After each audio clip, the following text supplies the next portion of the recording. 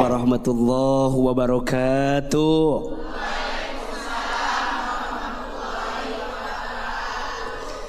Apa kabar? Sehat semua? Alhamdulillah. Mudah-mudahan yang hadir panjang umur, makin berkah hidupnya, makin lancar urusannya. Hari ini kita akan bicara tentang waktu mustajab dalam berdoa. Betul apa betul? Iya apa iya? Ahilman mau tanya dulu, doa itu penting atau tidak? Doa itu penting, betul? Kenapa doa itu penting? Setidaknya ada 3 alasannya. Ada berapa? Ada 3. Yang pertama, berdoa itu adalah ibadah yang diperintahkan oleh Allah. Berarti kalau berdoa itu ibadah, setiap kita berdoa ada pahala atau tidak? Pahalanya dikit apa banyak? Kecil apa besar? Besar, banyak. Karena yang memerintahkan kita berdoa itu siapa? Allah. Perhatikan dalam Quran surat Ghafir ayat 60 atau surat Al-Mu'min ayat 60. Allah Subhanahu wa taala berfirman, A'udzu billahi minasyaitonir rajim, ud'uni astajib lakum. Berdoalah kepadaku, niscaya aku akan kabulkan doa-doamu. Betul apa betul? Jadi berdoa itu ibadah. Bahkan disebutkan dalam keterangan yang lain, doa itu adalah ibadah yang paling mudah. Betul? Bisa di mana saja, bisa kapan saja, bisa dalam keadaan seperti apa saja, bisa berdoa. Siapapun di antara kita bisa berdoa, karena doa itu ibadah yang paling mudah, diperintahkan oleh siapa? Allah. Yang kedua, kenapa doa itu menjadi penting? Karena doa itu adalah cara kita berkomunikasi dengan Allah. Ahilman, lihat ini yang hadir wajahnya mirip semua. Wajahnya mirip semua ini. Usianya kali wajahnya. Oh, wajahnya ya, maaf. Lihat ini wajahnya ada 2 kemiripan. Yang pertama ini wajah banyak masalah kelihatan. Ya. Betul apa betul? Iya apa iya? Itu fitnah atau fakta? Kita semua punya masalah, iya.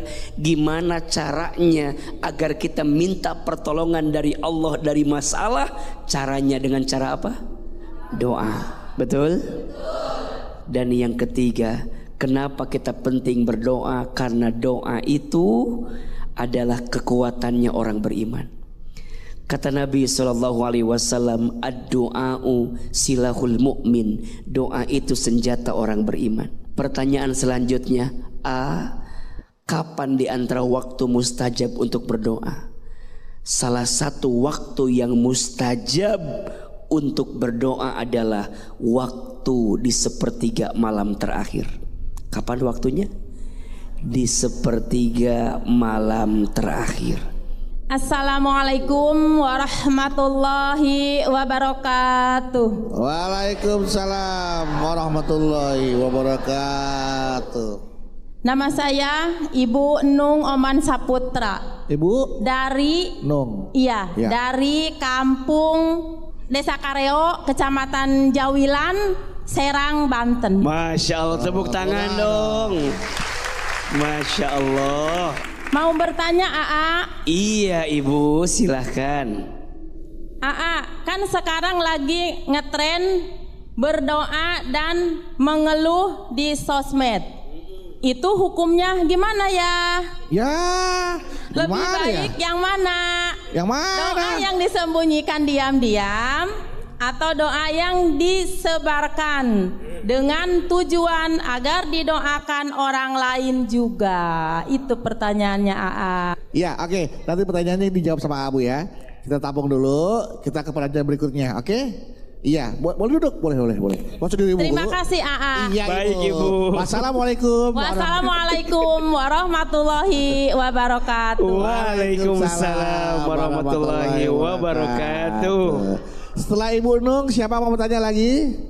Ya, setelah Ibu Nung, ada lagi yang mau bertanya? Ya, silakan Bu. Assalamualaikum warahmatullahi wabarakatuh. Waalaikumsalam warahmatullahi wabarakatuh. Saya Ibu Mimi dari Majelis Nurul Ikhlas, Jawilan Serang. Mau bertanya kepada Ahilman. Kan banyak di film-film zaman sekarang, kalau kita sholat tahajud, banyak gangguan makhluk halus. Terus saya ngerasa auranya beda banget kalau tahajud. Kalau sholat tahajud, Ya, kayak diganggu makhluk halus. seolah-olah tuh kayak lagi ikutin di belakang kita Bu ya? Kayak ada makmum gitu ya di belakang kita. Ada yang ngeliatin. Ada ngeliatin. Ibu pernah gak ngerasain gitu waktu sholat? Enggak sih. Lah itu kan di film-film, mau ngapa ditanya? Kan cuma. Ya udah, gak apa-apa dah. Ya udah, begitu ya. Ya. Assalamualaikum warahmatullahi wabarakatuh. Waalaikumsalam warahmatullahi wabarakatuh. Tapi jujur memang banyak juga orang yang terpengaruh oleh film. Gara-gara nonton film, mau sholat malam tuh mau ngambil wudhu. Karena itu kan malam juga teman. Dingin. Perasaan air belum dibuka udah ngoceh gitu. Ada yang perasaan karena kepikiran ayah. Seperti itu juga terjadi. Apakah betul tuh? Apakah itu termasuk godaan setan supaya kita tuh nggak melaksanakan ibadah malam hari gitu? Atau kita jawab dulu Ibu Nung dulu gitu. Baik, Masya Allah. Bunda, adik-adik, pertanyaan pertama AA, gimana kalau ada orang yang berdoa di sosmed? Suka lihat nggak? Ada nggak? Yang di sini ada yang begitu. Yang mana orangnya itu? Hakikatnya tidak ada masalah jika kita ingin berdoa melalui sosial media, betul? Tapi yang jelas di antara cara agar doa kita mudah dikabulkan itu setidaknya harus punya dua. Satu, ikhlas. Dua, yakin. Ulangi, satu, dua, lebih keras. Satu, dua. Pertanyaannya, kalau kita doa di sosmed, kira-kira ikhlas atau tidak? Nah, itu kembali kepada kita masing-masing. Betul? Betul. Ada orang yang berdoa, misalnya dia bikin status gitu ya. Ya Allah, semoga hari ini rezeki kami berkah dan lancar. Dia berdoa di situ ikhlas karena Allah. Kenapa dia doa di situ? Dia pengen mengundang orang lain mengaminkan doa kita. Betul ya. Betul? Boleh tidak? Wow. Bagus tidak? Misalnya AA di sosmed suka bikin doa AA misalnya. Betul? Nanti AA share itu doanya. Berharap dengan izin Allah jadi dakwah. Ada orang yang mengikuti doa yang kami ajarkan, kami sampaikan. Bagus tidak? Jadi dakwah tidak? Ada pahala tidak? Ada. Nah, yang tidak boleh adalah hilang keikhlasannya. Ketika doa di sosmed, 1 jam kemudian yang like-nya dikit, langsung dihapus lagi. Gara-gara yang like dan komennya dikit. Berarti dia berdoa bukan karena Allah, tapi dia butuh apa? Like, share, likes dan komen daripada yang lain. Betul apa betul? Iya apa iya? Jadi yang pertama harus apa? Ikhlas. Boleh silahkan, tapi harus ikhlas. Dan yang kedua harus yakin. Berdoa bukan minta ke sosmed, berdoa bukan minta ke manusia, tapi doa minta kepada siapa? Allah. Kepada Allah Subhanahu wa ta'ala. Makanya kalau ada yang bertanya, AA lebih baik seperti apa?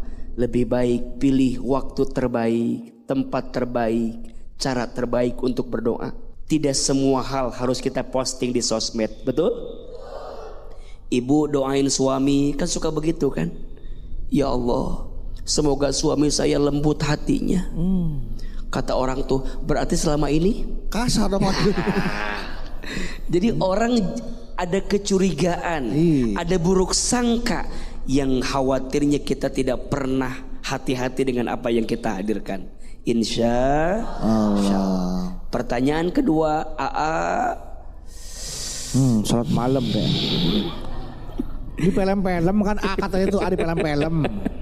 apa bener ketika malam-malam kalau sholat tahajud kayak ada makhluk halus ya? Ya jangankan makhluk halus, makhluk keras aja banyak itu malam-malam. Makhluk kasar bu, banyak. Dan yang namanya, mohon maaf ya, kita semua meyakini selain kita manusia, dalam hidup ini ada makhluk yang lain, betul nggak? Yakin tidak? Adanya jin, yakin? Dan gak harus tunggu malam-malam, di siang hari pun ada, betul? Yang namanya godaan syaitan itu bisa datang kapan saja.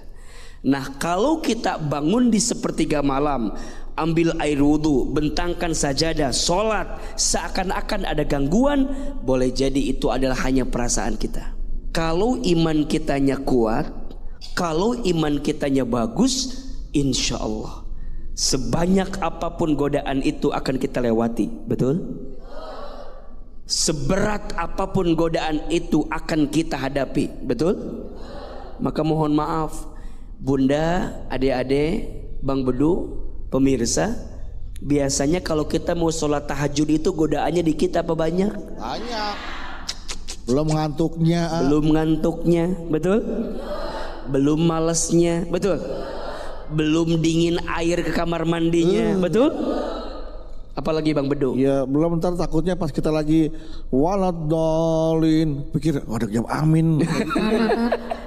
Kena ketakutan kita, perasaan kita. Makanya wajar sholat tahajud itu godaannya berat, banyak, maka pahalanya juga besar. Makanya nanti dalam satu malam itu ada 3/3 malam. Ada berapa?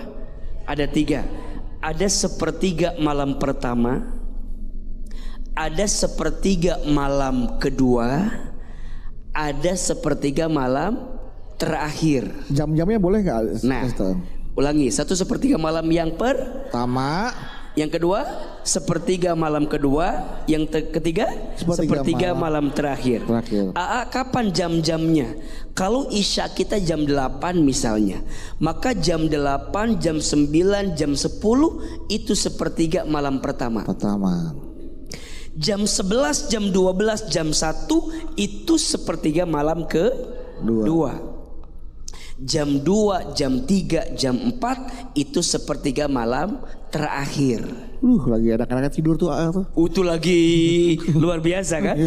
Nah kalau Bunda tanya, di jam-jam berapa waktu terbaik untuk sholat tahajud? Maka jawabannya di 1/3 malam terakhir.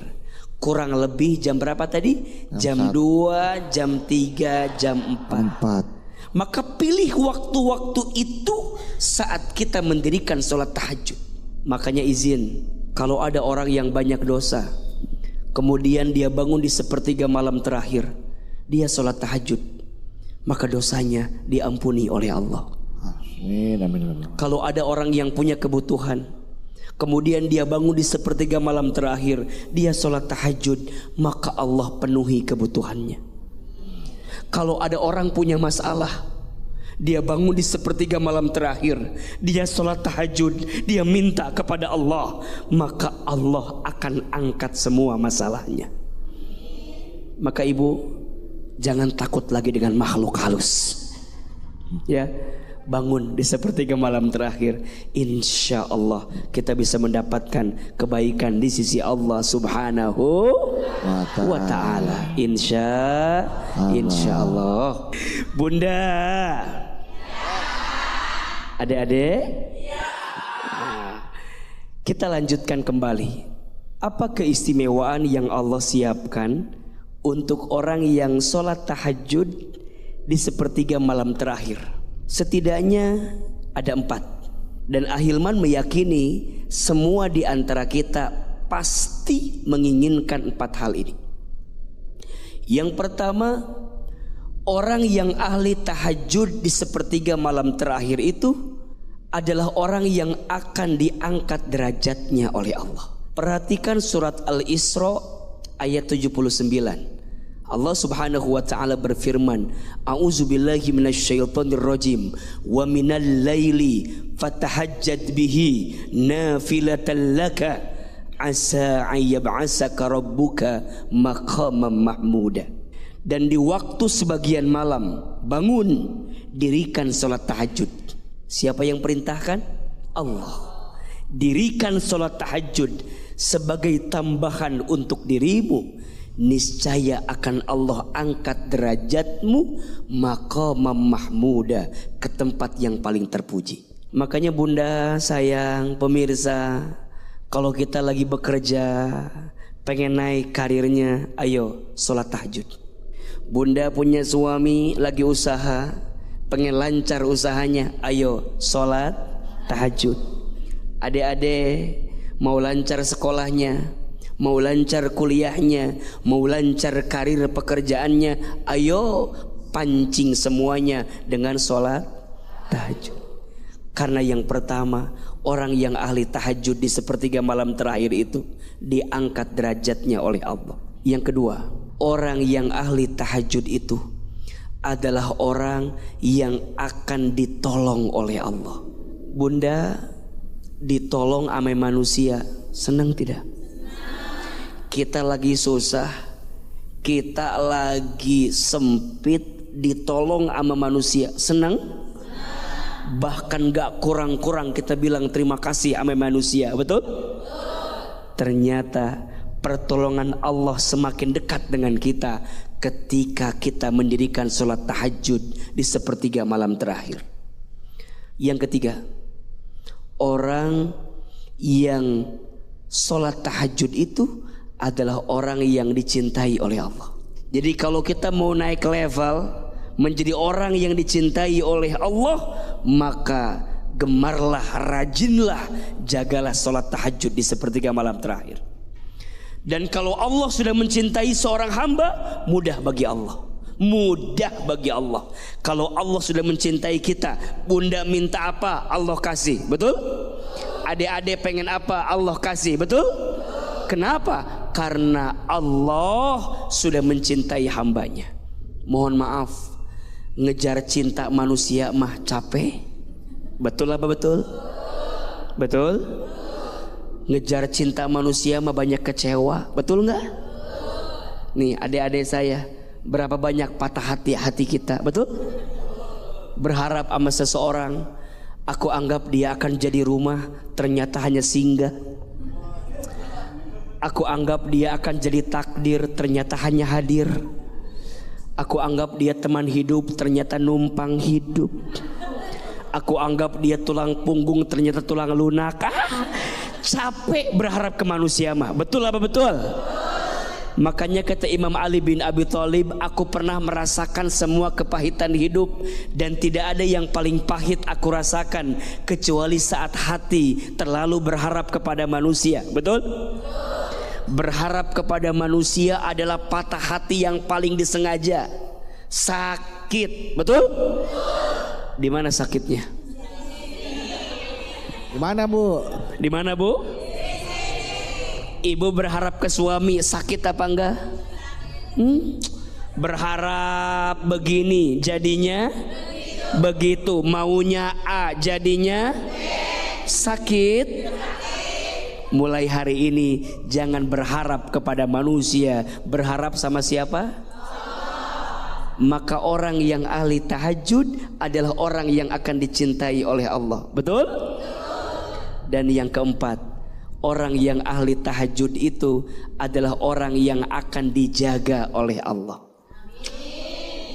Sebanyak apapun orang yang mau menghancurkan dia, sebanyak apapun orang yang mau menjatuhkan dia, sebanyak apapun orang yang mau menghabiskan dia, karirnya, usahanya, semua. Tapi kalau dia orang yang ahli tahajud, maka Allah akan jaga dirinya. Betul? 4 keistimewaan orang yang ahli tahajud. Kita ulangi. 1 apa? Diangkat derajatnya. 2, ditolong oleh Allah. Yang ketiga, dicintai oleh Allah. Yang keempat, dijaga oleh Allah. Mau dapat 4 hal itu? Mau dapat 4 hal itu? Mau aja, mau banget. Cius. Mie apa? Mie ayam. Oke, silakan. Siapa yang mau bertanya dari mana? Sini dulu. Oke. Iya, dari anak muda dulu nih. Silakan. Silakan. Assalamualaikum warahmatullahi wabarakatuh. Waalaikumsalam warahmatullahi wabarakatuh. Nama saya Noval. Noval. Iya. Ya. Dari remaja masjid Al Munawar, Tebet, Jakarta Selatan. Mau tanya. Boleh, silakan. Tapi ini di luar tema. Boleh. Asal di luar masjid juga. Asal jangan di luar masjid aja ya. Di luar tema boleh. Silakan. Saya ada 2 pertanyaan. Yang pertama itu apakah benar kalau kita sedekah subuh itu lebih cepat dijawab doanya? Oke. Kemudian. Yang kedua, lebih baik yang mana? Sedekah 5.000 per setiap hari atau sehari langsung 200.000? Bentar dulu. Lebih bagus yang mana? 5.000 setiap hari atau sehari 250.000? Ya kan sama sehari. Iya. Ulangi. Lebih bagus mana? Lebih bagus mana sedekah setiap hari 5.000 atau sehari 250.000? Ya kan sehari. Maksudnya cepat sesekali gitu. Iya, maksudnya sehari 200.000 tapi besoknya enggak. Oh gitu. Ya, tapi kalau 5.000 tiap hari. Iya. Kalau 250.000 200.000 sehari doang. sehari doang. Iya. Sampai kiamat. Gitu. Iya, sekali doang. iya sekali doang. Iya. Itu oke, pertanyaan itu. Ya. Assalamualaikum warahmatullahi wabarakatuh. Waalaikumsalam warahmatullahi wabarakatuh. Langsung Baik, terima kasih pertanyaannya. Dari remaja masjid Tebet nih. Iya. Noval. Bunda. Beliau bertanya tentang keistimewaan sedekah subuh. Bagus tidak? Perhatikan hadis berikut ini. Kata Nabi SAW, "Ma min yaumin tusbihul ibadu illa malakani yanzilani." Tidak ada di setiap pagi seorang hamba kecuali kata Nabi di setiap pagi itu turun 2 malaikat. Masya Allah. Berapa malaikat? 2. Jadi bunda sayang, adik-adik, pemirsa, di setiap pagi seorang hamba turun 2 malaikat. Ngapain AA 2 malaikat itu? Ternyata disebutkan 2 malaikat itu berdoa kepada Allah. Apa doa malaikat itu? Ada 2. Malaikat yang pertama berdoa kepada Allah. Allahumma a'ti munfiqan khalafa. Ya Allah, berikanlah kepada orang yang berinfak di pagi hari khalafa, ganti yang lebih baik dari apa yang dia infakkan. Malaikat yang kedua berdoa kepada Allah. Apa doanya? Allahumma a'ti mumsikan talafa. Ya Allah, berikanlah kepada orang yang pelit, medit, kopet, koret, meregehese, cap jahe, buntut kasir. Berikanlah kepada orang yang pelit, yang medit, yang gak mau ngasih sedekah subuh. Apa? Talafa. Hancurkan dia dengan harta yang dia miliki. Na'udzubillahi min zalik. Berarti pertanyaannya, sedekah subuh itu bagus atau tidak? Baik atau tidak? Sedekah menghapuskan dosa. Sedekah mengabulkan doa. Sedekah mempercepat kebaikan datang kepada kita. Sedekah menolak bala dan musibah. Bahkan orang yang ahli sedekah itu orang yang ketika nanti sakaratul maut, Allah ringankan sakaratul mautnya. Bahkan orang yang ahli sedekah, Allah berikan cahaya di alam kuburnya. Pertanyaan beliau yang kedua, AA lebih bagus mana? 5.000 setiap hari atau 200.000 sampai hari kiamat?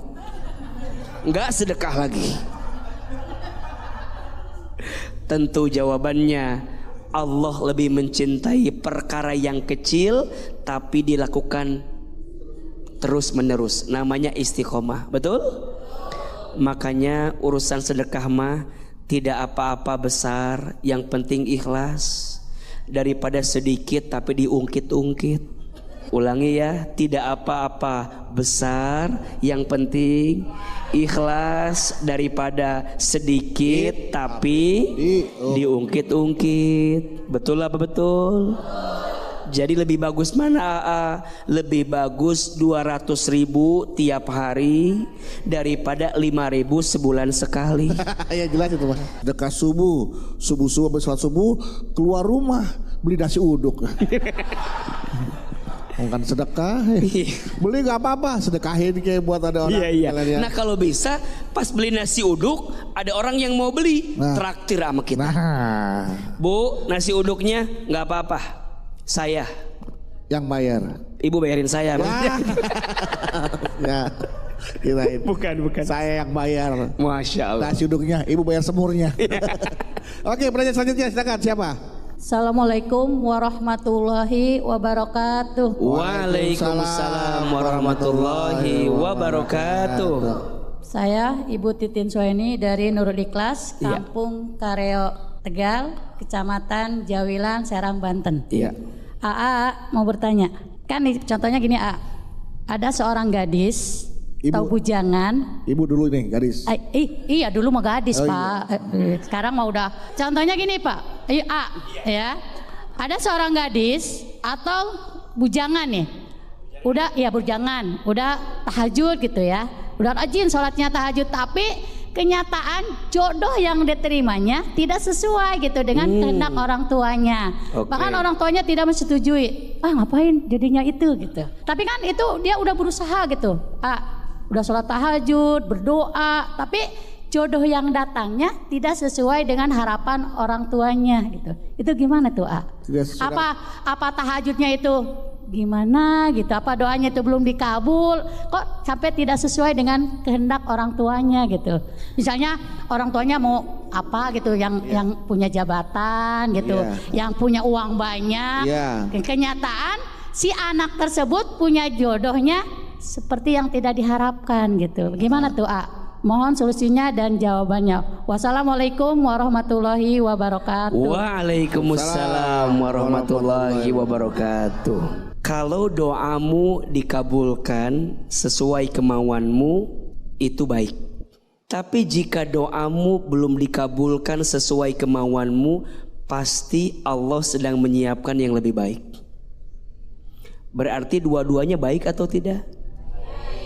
Baik atau tidak? Kata Imam Ali bin Abi Thalib, ketika doaku dikabulkan, aku bahagia. Tapi saat doaku belum dikabulkan, aku lebih bahagia. Coba. Ketika doaku dikabulkan, aku bahagia. Tapi saat doaku belum dikabulkan, aku lebih. Kenapa coba? Kata Imam Ali, saat doaku dikabulkan berarti Allah memberi apa yang aku mau. Tapi saat doaku belum dikabulkan, sesungguhnya Allah memberi apa yang Allah mau. Mohon izin, sholat tahajud itu mengundang cintanya Allah. Kalau misalnya mohon maaf kita sudah berdoa tapi belum dikabulkan sesuai maunya kita, pertanyaannya, Allah tahu nggak dengan permintaan kita? Allah lihat tidak? Allah paham tidak? Boleh jadi Allah tidak memberi apa yang kamu minta karena Allah tahu itu tidak baik untuk kita. Ada anak kecil main pisau. Kita ambil dong pisau itu, betul nggak? Karena berbahaya. Pertanyaannya, kita bisa nggak ngasih pisau itu? Bisa. Bisa nggak? Ngasih dibiarin bisa nggak? Bisa. Tapi kita ambil pisau itu karena kita takut itu benda tajam, betul? Berbahaya, betul? Khawatir terjadi yang buruk, betul? Kita ambil pisau itu, kita ganti dengan mainan yang lain. Bukan kita nggak sayang dengan anak itu ketika mengambil pisau, tapi justru karena kita sayang. Kita tidak berikan yang dia mau karena kita tahu itu akan mencelakakan dia, betul? Iya, doanya pengen dapat pejabat, nggak dikasih pejabat, bisa jadi pejabatnya terjerat korupsi. Betul. Nggak bagus buat keluarganya kan. Betul. Pengen punya banyak uang, nggak taunya uang hasil judi online. Kan kita nggak tahu ya. Nggak tahu. Jadi Allah yang maha tahu. Silakan, siapa lagi mau bertanya? Iya, silakan.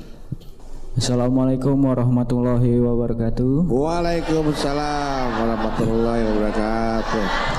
Perkenalkan, nama saya Al, saya dari Al Munawar Tebet, Jakarta Selatan. Saya izin mau bertanya, A. Ya, Al. Nah, saya punya orang tua, mereka sudah menikah selama 23 tahun, tapi di dalam hubungan pernikahan mereka nggak ada harmoni sama sekali dan sering berantem gitu.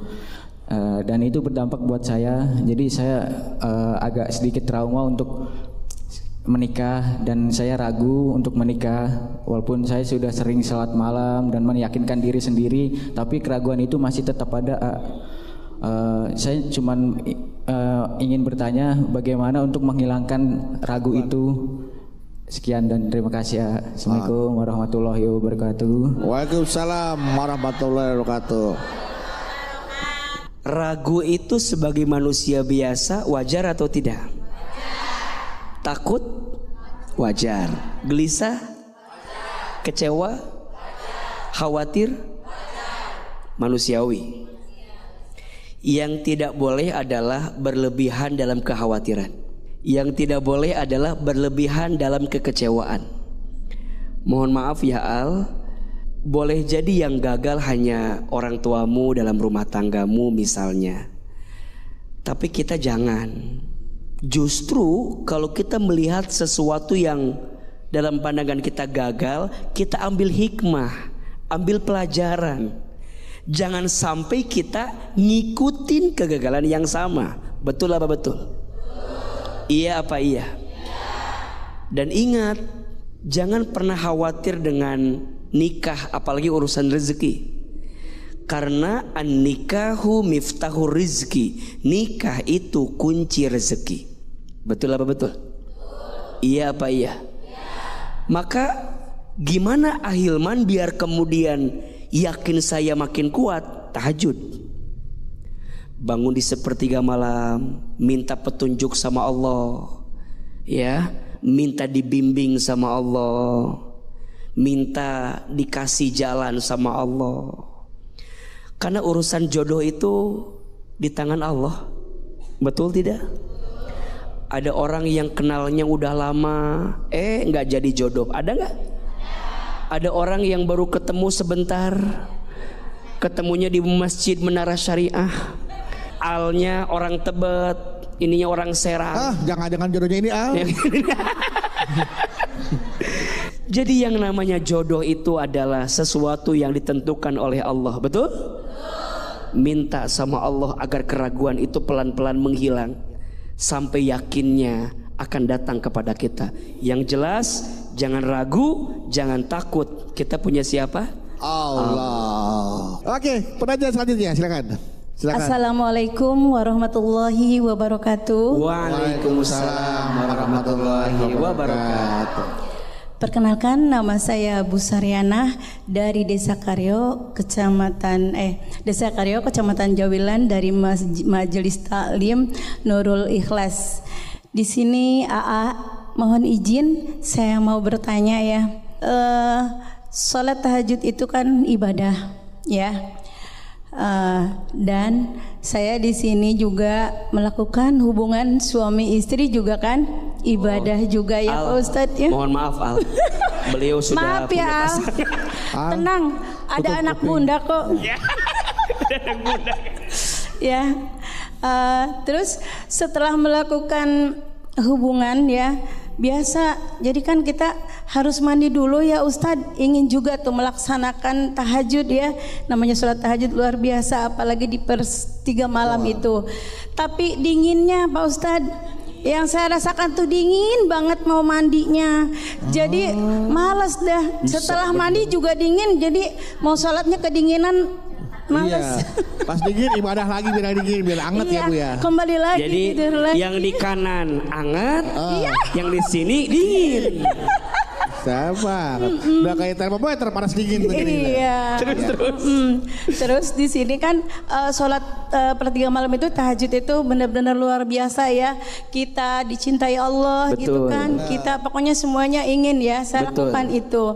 Terus di sini yang saya tanyakan lebih penting mana? Ya berhubungan dengan suami. Iya. Dengan ya, ibadah tahajud itu. Mohon pencerahannya Pak Gak Ustadz usah lah, ya. gak usah dijawab lah Bu. Haruslah. Oh iya. Ya, Bagus ini pertanyaannya bagus. Bagus soal bagus. Iya, Ya. cukup sekian. Assalamualaikum warahmatullahi wabarakatuh. Waalaikumsalam warahmatullahi wabarakatuh. Bagus ini Bang Udu. Bagus, sama-sama ibadah. Sama-sama ibadah. Mana yang lebih penting? Ibadah yang hangat apa ibadah yang dingin? Iya, dua-duanya adalah ibadah yang sangat penting. Betul? Berhubungan suami istri tentu itu adalah ibadah. Bangun di 1/3 malam kemudian sholat tahajud itu juga adalah ibadah. Kira-kira kalau dua-duanya dilakukan bisa atau tidak? Kita nggak tahu Ibu Saryana. Iya. Makanya kalau Ahilman jawabannya adalah pertama izin. Seorang istri layani dulu suamimu, penuhi kebutuhannya. Hanya mungkin karena waktunya udah agak mepet, agak dipercepat. Kecuali Atau kalau mau mulainya pada Isya. kecuali mungkin kalau kita malamnya mau tahajud berarti harus persiapannya agak di awal. Paham dong maksudnya dong. Gak usah saya jelasin kan. Gak usah pakai GR lagi. Gak usah. Lama. Jadi persiapannya agak di awal, waktunya agak di manage dengan baik, agar nanti masih ada waktu buat sholat tahajud. Betul? Yang paling indah kalau sholat tahajudnya berjamaah dengan suami kita. Seperti halnya kita bersama dengan suami dalam berhubungan, maka kita pun bersama dengan suami dalam sholat tahajud. Bagus nggak? Tapi pertanyaannya mudah apa susah? Karena biasanya mohon maaf godaannya teh kalau sudah begitu biasanya apa? Nah itu. Apalagi urusan anget dan dingin. Tapi ingat lagi dengan pahala yang Allah siapkan.